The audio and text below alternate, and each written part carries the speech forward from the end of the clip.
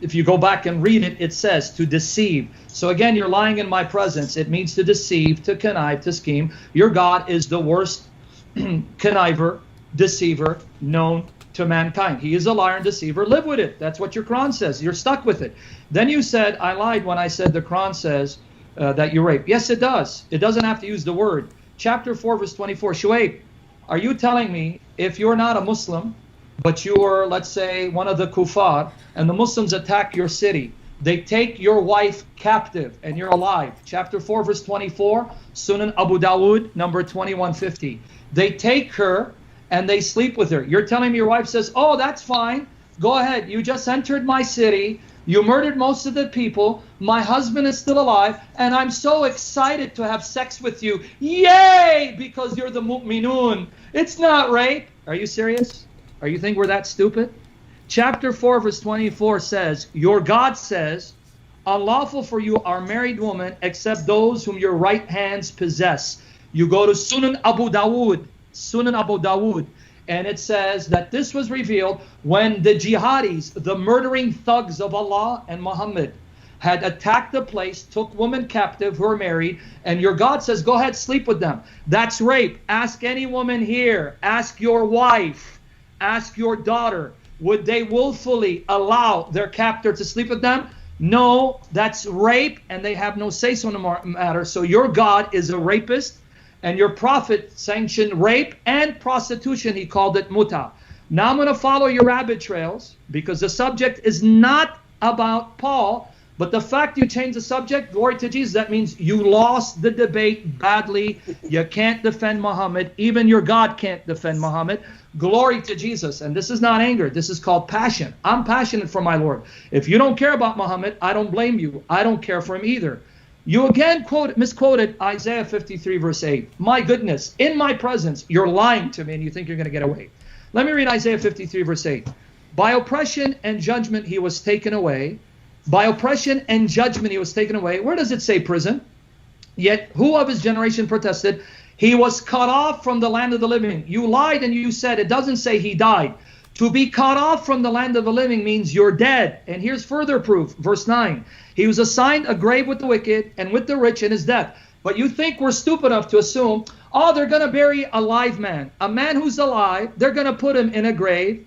And, you know, in his death doesn't mean... We're not stupid. We're not illiterate. We don't follow the son of Muhammad and try to be illiterate. He's cut off from the land of the living. He's going to be buried in a grave, and he's put to death. And then he sees the light of life. Isaiah 53, 10 to 11. Yet it was the Lord's will to crush him and cause him to suffer. And though the Lord makes his life an offering for sin, he will see offspring. How does a man dead, cut off from the land of the living, assigned a grave in his death, see offspring? Because he will see the light of life and be satisfied. That's the resurrection, whether you like it or not. So Isaiah condemns your prophet as a son of Satan, as an antichrist, and your God as a false God. Paul is in perfect agreement with the Old Testament. And then you made the very silly argument, well, the word Messiah is not used. If you're going to use that criterion, I'm going to challenge you, because according to your Quran, chapter 7, verse 157, it says that there is a prophecy of your illiterate, unlettered prophet in the Torah and the gospel that's with them. Show me the word Muhammad in the Bible. Show me the word Mustafa, meaning Muhammad Mustafa ibn Abdullah.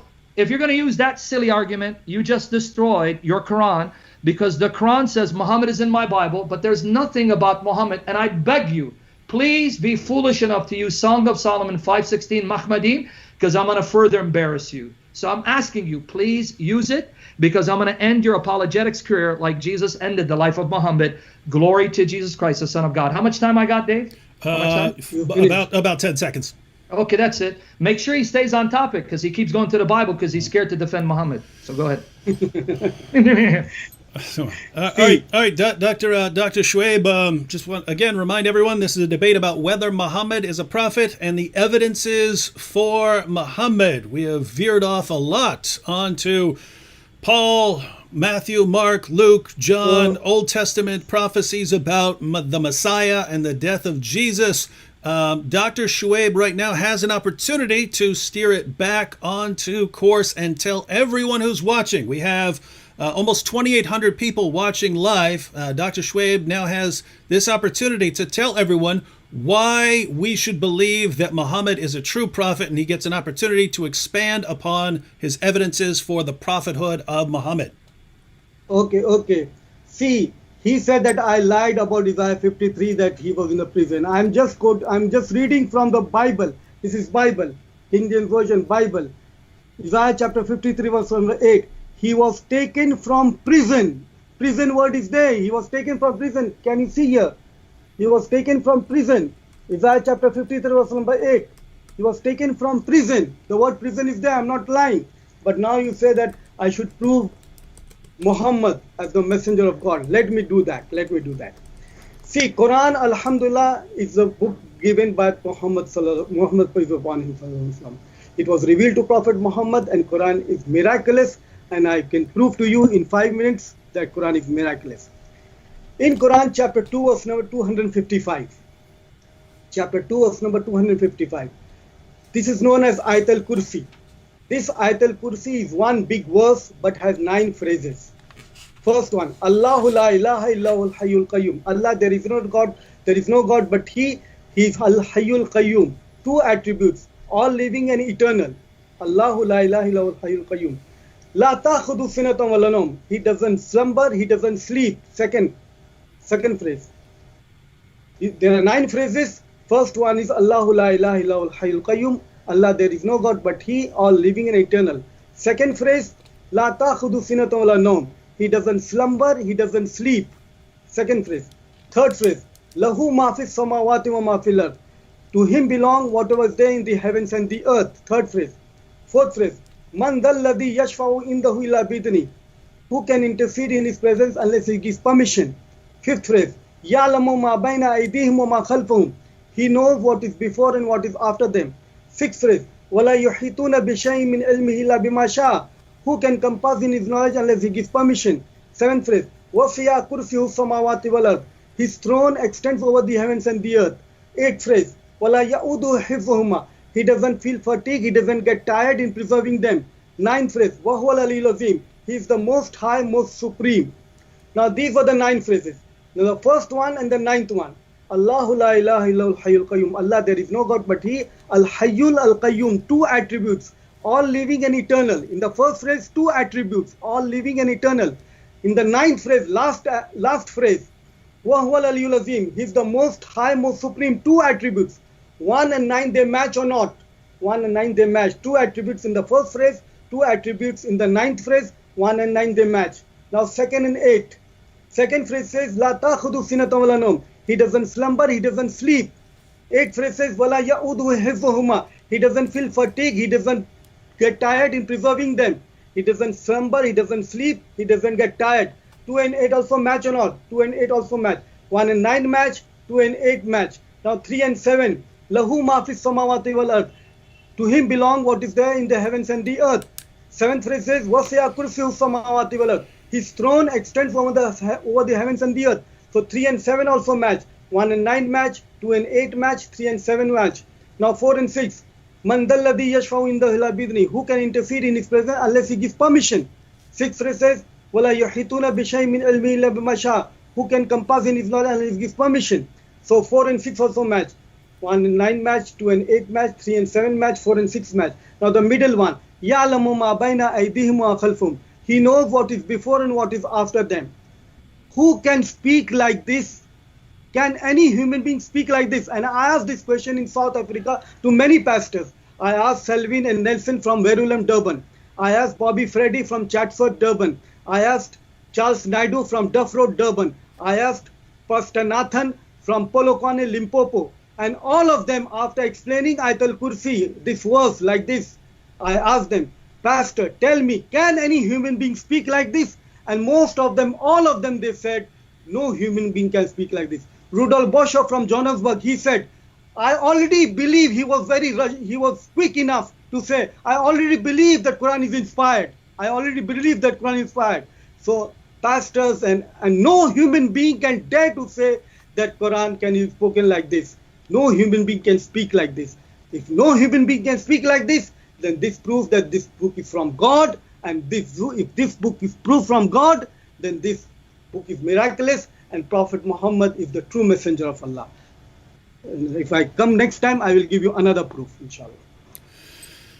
All right, thank you, Doctor. And so, Sam, the argument is that that no one can speak like we find here in the Quran, therefore it must come from God, and therefore Muhammad must be a true prophet. You have 5 minutes, Sam. Real quickly, Isaiah 53 verse 8, just let me real quickly deal with that. Okay, the word there, me'oser, look at it, it means oppression. Oppression. But you have to stick with the King James because you think it makes your point, even though Jesus was taken by night and stood before the council. But besides that, let's put that aside. You're saying that supposedly this mathematical pattern somehow proves that the Quran must be divine in origin. At the most, even if I grant that, it only proves it has a satanic origin because Satan is able to do things that human beings can't do. So thank you for proving that the origin of the Quran is satanic, which is why we find patterns that a human being cannot do, but Satan surely can do, because the Bible says that Satan can do signs and wonders to deceive people, which is why you're deceived. That's number one. Number two, the true sign of the Quran being the word of God or not, the true sign. Oh, by the way, side note, we can have a field day with the mathematical patterns of the Bible, like the patterns of the number 7 in Genesis chapter 1 and in the Greek of Matthew. But let's put that aside, because the true sign of a prophethood, according to your Quran, the true sign that the Quran is from God or not, is whether we can find many contradictions in it. Chapter 4, verse 82. So let's have a field day with your Quran, because chapter 4, verse 82 tells us this is how you're going to know whether this is from other than Allah. You'll find many contradictions. So I'm going to challenge you where you can show me in the Quran it says, hey, mathematical patterns is a proof of the Quran. You're coming up with your own arbitrary criterion. I'm going to now force you to stick to your Quran. Your Quran says that this is how you're going to know this is from Allah or not. That if you find many discrepancies. Discrepancy number 1, chapter 17, verse 1. So let's have a field day. Chapter 17, verse 1. Glory to Allah, or glory be to him, who took his servant for a journey by night from the sacred mosque to the farthest mosque, whose precincts we did bless, in order that we might show him some of our signs. For he is the one who heareth and seeth. Number 1. The Quran repeatedly says, I want to give you these verses, Shuaib, write them down, and you better address my objection. Write them down. If you go to chapter 6, verse 114 of the Quran, if you go to chapter 16, verse 89 of the Quran, and if you go to chapter 41, verse 3 of the Quran, just 3 of many verses, it says that the Quran is clear. It provides a full explanation of all things in the book, and it provides a detailed explanation of all of its verses. And I can give you more. So here's my challenge to you.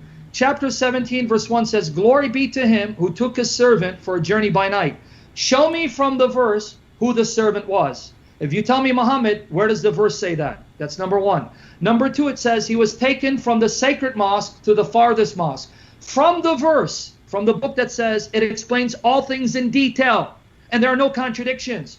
Show me from the verse what the sacred mosque is, where it is, and how do you know from the verse, and what the farthest mosque is. That's my second challenge. My third challenge, the moment you go outside of the Quran, you're going to get embarrassed, because number 1, if you go outside of the Quran, then that means the Quran is a lie from hell. It doesn't explain all of its verses, because many of its verses are vague, unclear, ambiguous. You don't know what it means, and you need the hadith. And the moment you go outside to the hadith, you will destroy the Quran, because according to your sources, Masjid al-Aqsa was the temple in Jerusalem. Shuaib, I want you now explain to everyone, how did your prophet go to a fantasy temple that did not exist in Jerusalem, because Baytul Maqdis, the temple of Aliyah, was destroyed in 70 AD. There was no temple for him to visit, so I beg you, go outside of the Quran so we can destroy the Quran, because this imaginary temple did not exist.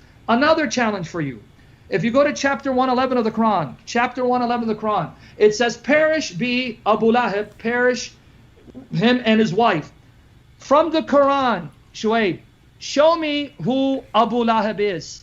From the Quran, why is Allah cursing Abu Lahab, and why is he cursing his wife? The moment you go outside of the Quran, you bury the Quran, because let me remind you of the verses. Chapter 6, verse 114. Chapter 16, verse 89. Chapter 41, verse 3. It says, this book is fully detailed. It explains everything in detail. It even explains its verses in detail. So if the Quran is right, the Quran will provide the explanation.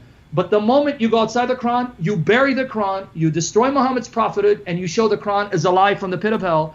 Answer my questions from the Quran, because I got more contradictions for you. We're going to have a field day tonight, Shuaib. Make sure you answer my objections. Go ahead, your time. All right, let me reset my. Let me 1 second. Let me just reset my timer. And so, Doctor, for everyone who's tuning in, because I keep seeing we get more and more people. For everyone who's tuning in, Dr. Shuaib made a case for the divine origin of the Quran, which would make Muhammad a prophet. And then Sam responded by arguing that the Quran is not from God. And now, Dr. Shuaib will have 5 minutes. All the pastors, I asked this question, can any human being speak like this? All the pastors, they say no human being can speak. None of them, they said that it could be from Satan. No, this person has said that this is from Satan. This cannot be from Satan, because Quran is speaking against the Satan. In chapter 16, verse number 98, verse number 98, وَإِذَا قَرَأْتَ الْقُرْآنَ فَاسْتَعِذْ بِاللَّهِ مِنَ الشَّيْطَانِ. If you read Quran, seek refuge from Satan the accursed. Quran is against Satan. In chapter 5, verse number 90, in Ya ayyuhalladhina amanu innamal khamru wal maisru wal ansabu wal azlamu rijfun min amali shaitan. Oh, you believe intoxicants and gambling and dedication of son are Satan's handiwork. Shun such abomination that you may prosper. If it was from Satan, then it should say that intoxicants and gambling and dedication of stones are good things. Oh people, practice all these things that you may prosper. But no, Quran is speaking against the Satan. And Mark chapter 3 verse number 23-24 says that if the kingdom of Satan is against itself, the kingdom will fall. If Satan is against himself, the kingdom will fall. So Satan cannot speak against itself. So you're lying again about the Quran. You're lying about the Quran is contradicting. Quran is not contradicting. Quran is a miraculous in that aspect also. Chapter 4 verse number 82. If our time permits, I can elongate it. Now you say that this is a contradiction. Chapter 17 verse number 1 and other verses which says clear, it is a contradiction. No, it is not a contradiction. Contradiction means that if the verse says that he took from the sacred mosque to the father's mosque, then you should show me that he did not take from sacred mosque to the father's mosque. This is how you should show the contradiction. This is not a contradiction. So you should understand what is contradiction. Now, you're lying about the Quran, you're lying about Muhammad Sallallahu Alaihi Wasallam. And let me give you another proof. In Surah Al-Imran, chapter 3, verse number 59. Inna masala Isa inda Allahi ka masala Adama. Khalaqahu min turabin thumma qala lahu kun fayakun. The similitude of Jesus in the sight of God is just like Adam. He created Adam from dust and he said, and he be and he was. Now, how many times the phrase says that Jesus is like Adam? Jesus is like Adam. How many times Jesus by name is mentioned in the full Quran? He's mentioned by name 25 times. Jesus Christ by name, he's mentioned in the full Quran 25 times. You can take the help of concordance, you can count it, that he's mentioned 25 times. How many times Adam, peace upon him, he's mentioned in the full Quran? Adam, peace upon him, is also mentioned 25 times. Jesus Christ is mentioned 25 times. Adam, peace upon him, is also mentioned 25 times. Is this not amazing? This is amazing. And Quran was not revealed in numbers. It was not revealed within the ayat numbers. Now, this was in chapter 3, verse number 59. There are 351 verses before this verse, chapter 3, verse number 59 in the Quran. In these 351 verses, how many times Jesus is mentioned previously? First time Jesus is mentioned in chapter 2, verse number 87. Second time he is mentioned chapter 2, verse number 136. Third time he's mentioned chapter 2 verse number 253. Fourth time he's mentioned chapter 3 verse number 45. Fifth time he's mentioned chapter 3 verse number 52. Sixth time he's mentioned chapter 3 verse number 55. Seventh time he's mentioned chapter 3 verse number 59. So 6 times he's mentioned previously. Seventh time in chapter 3 verse number 59. Seventh time. How many times Adam is mentioned in chapter 3 verse number 59? In Masla Isa Kamasala Adama. Adama is mentioned in chapter 3 verse 59. How many times Adam is mentioned previously in these 351 verses? Adam is also mentioned in chapter 2 of number 31 first time, chapter 2 of number 33 second, chapter 2 of number 34 third, chapter 2 of number 35 fourth time, chapter 2 of number 37 fifth time, chapter 3 of number 33 sixth time, and seventh time Adam is also mentioned seventh time. Is it not amazing? Jesus Christ is mentioned seventh time in chapter 3 of number 59. Adam is also mentioned seventh time in chapter 3 of number 59. This is amazing. Who can author a book like this? Another one. If you count Jesus Christ in the concordance, how many times he's mentioned? He's mentioned 20. And if you count like that, you will come across that he's mentioned 19th time in Surah 19, Surah Maryam, 19th Surah, in 19th time in Surah Maryam, Surah 19, 19th time. This is amazing by itself. Now, how many times Adam is mentioned? Adam is also mentioned 19th time in the 19th Surah, Surah Maryam. This is amazing. Who can author a book like this? Satan cannot author a book like this. Satan is not speaking against itself. Satan's job is to spread evil. Quran is not spreading evil. So who can author a book like this? If it proves that Quran is from God, nobody can author a book like this, then this is from God. If this is from God, then Prophet Muhammad Sallallahu Alaihi Wasallam is the true prophet of God. Thank you, Dr. Shuaib. Sam, he went about 15 to 20 seconds over, so if you need an extra... Go ahead. Just keeping things fair. All right, Sam, you have 5 minutes. Go ahead. Notice what he said. He goes that Satan can't be author of the Quran because the Quran condemns Satan. Guys, I want you to congratulate him. He just proved Paul is a true apostle of Jesus Christ. You know why? Because Paul condemns Satan. He just proved that Joseph Smith is a true prophet of God. You know why? Because Joseph Smith also condemns Satan. He also proved that Mirza Ghulam Ahmed must be a true prophet of Allah and the Indian Messiah because he too condemns Satan. This shows his ignorance because he doesn't understand that 2 Corinthians 11 verses 13 and 15 says that Satan can masquerade as an angel of light. So Satan can appear to a false prophet, deceive him into thinking that he is a righteous spirit, and have him attack a false Satan. The Satan of the Quran is not the true Satan. You know how I know? Because the Satan of the Quran is a genie named Iblis. So here, Satan, smarter than Muhammad, smarter than Shuaib, deceived Muhammad into thinking that Iblis is actually him. So he's seeking refuge with Allah from a fake Satan, because that's the brilliance of Satan. He appears as an angel of light to deceive you. But according to your criteria, you prove Paul is a true apostle because Paul condemns Satan. 2 Corinthians 2 verse 11, 1 Thessalonians chapter 3 verse 5, 2 Thessalonians chapter 3 verse 3, 1 Corinthians 11 verses 2 to 4 and 13, 15. So, but Paul contradicts Muhammad. That means Muhammad must be a son of Satan because Paul, who condemns Satan, wouldn't be used of Satan and must be a true messenger. You ended up proving too much. So my point stands. What you're showing me is nothing more than satanic miracles inspired by a satanic prophet to deceive people like you into hell by thinking these are miracles from the true God. But let's go back to the point. You didn't address it. Chapter 17 verse 1 is a contradiction if you heard me correctly. So let me repeat my point, Shuaib. Don't tap dance because I'm not going to let you run. In 17 verse 1 it says, glorified be he who took his servant by night from the sacred mosque to the farthest mosque. In the Quran it says the Quran is a book that explains all things in detail. Chapter 6 verse 114, chapter 12 verse 111, even chapter 10 verse 37. I add more verses. Chapter 16 verse 89, chapter 41 verse 3. If the Quran fails to provide details, that means the Quran is a lie. It is full of errors. You need to now destroy the Quran because it fails its own test. So I'm going to ask you again. Provide the details from the Quran. What is the sacred mosque? What's the farthest mosque? And who is this servant? You have to show me from the Quran. And then explain to me in chapter Surah verse 111, who is Abu Lahab? You have to show me from the Quran. If not, then your Quran is full of errors. It's full of holes. It's full of contradictions. Stop being a Muslim. And then on top of that, you said, well, the Quran condemns intoxicants. It's a work of Satan. Guys, I want you to thank Shuaib again. He proved Allah is Satan. Do you know why?